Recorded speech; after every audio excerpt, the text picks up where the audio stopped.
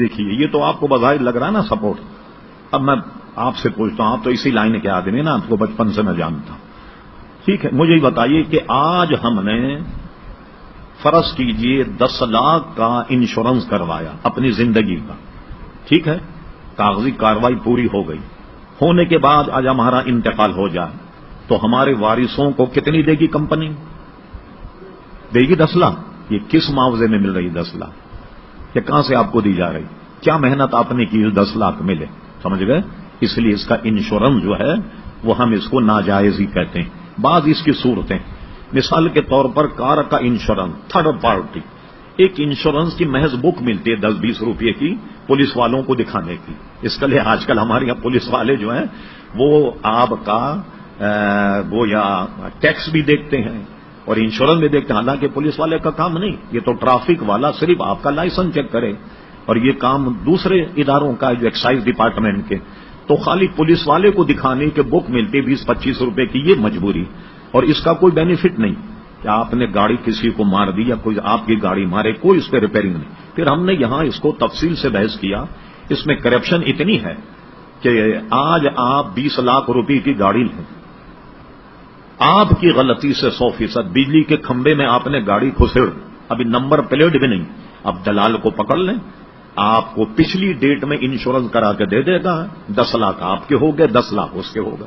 ایک بار اب زندگی کا انشورنس سن لیجیے. آپ کسی ایکسپرٹ وکیل کو پکڑیں، ہائی کورٹ کے کئی مقدمے زیر سماعت ہیں کہ ان کی بیوی چائے پکا رہی تھی یا کھانا پکا رہی تھی، آگ لگ گئی، جل گئی. اب جلنے کے بعد رو دھو لیے، دفنا دیا، سب کچھ کر دیا. اب سالوں نے اپنے بہنوں مقدمہ کیا، اس نے انشورنس حاصل کرنے ہماری بہن کو جلا کے مار دیا.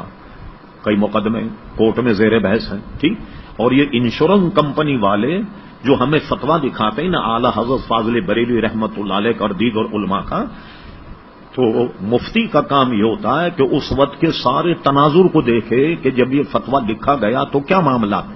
اس زمانے میں ظالم انگریز حکمران تھے جو ہندوستان کو سونے کی چڑیا سمجھ کر کے سارا مال برطانیہ لے گئے، اور پورے کمپنی کے مالک جو تھے وہ انگریز اور ظالم لوگ، ان سے نفع لینے میں کوئی حرج نہیں تھا. اس لیے اس زمانے کے علماء نے اس کے جواز کا فتویٰ دیا جو انشورنس کمپنی اعلی حضرت فاضل بریلوی کا فتویٰ دکھاتی ہے. اب رہا یہ کہ اس میں جو نظریاتی کونسل بتا رہا ہوں اس نے تجویز کی، اسے حکمراں اگر اپنا لیں جائز پہلو اس میں موجود ہے. جو مروج ہے اس میں جائز پہلو نہیں.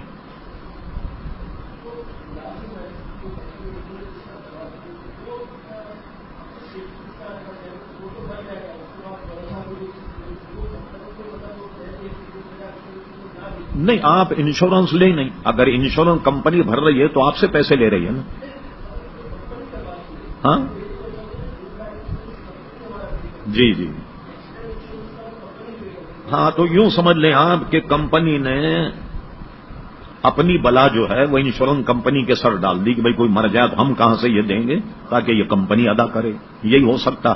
لیکن بہرحال اس کی جواز کی صورت وہی ہے جو نظریاتی کونسل نے پیش کی ہے، اس کو اگر مان لیا جائے تو بہت ساری چیزیں جائز ہو جائیں. جی ہاں، اس میں جائز پہلو اب تک کوئی علماء نے نہیں پیش کیا.